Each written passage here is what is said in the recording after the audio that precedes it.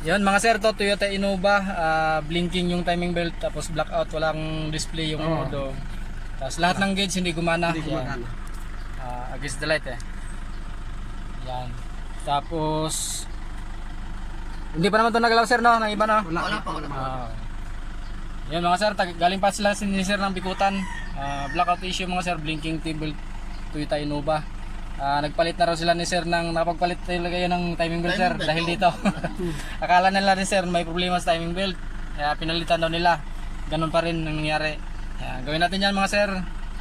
Mawawala na yan mamaya. Yan mga sir, ito na yung panel gauge ng Toyota Innova na blackout issue, blinking yung timing belt. Yan, galing pa silang Bikutan. Gawin natin ito mga sir. Nakapagpalit daw tuloy ng panel, timing belt yung may-ari kasi nga akala nila may problema sa timing belt kasi nagbi-blink yung timing belt dito sa panel gauge.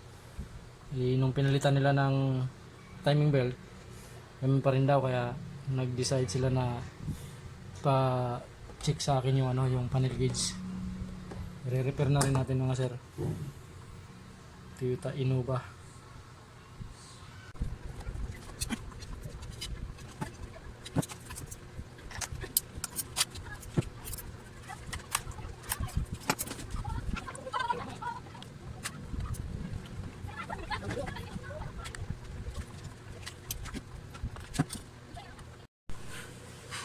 Nakatakip pala yung nito mga sir, yung sa ABS. Yan. Hindi ko agad napansin kanina.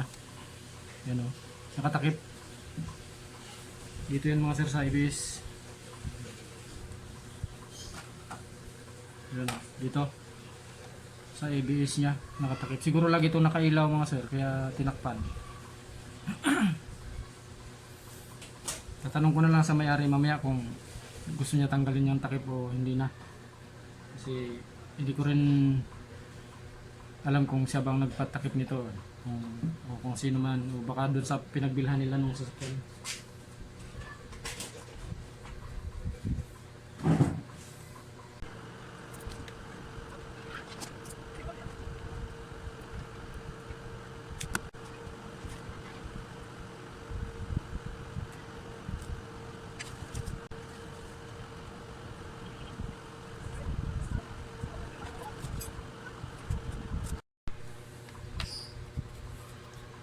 Yan mga sir, after repair, symbol natin ito mga sir para testing na actual dun sa unit kung blackout pa rin ba at saka blinking pa rin yung timing belt.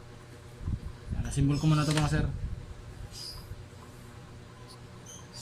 Yan mga sir, okay na mga sir yung panel gauge na yung parang Toyota Innova. Yung sa belt niya. Yeah. Ngayon, magka-diferensya naman yun naman sa engine. Oh. Yan. Yung sa belt niya okay na.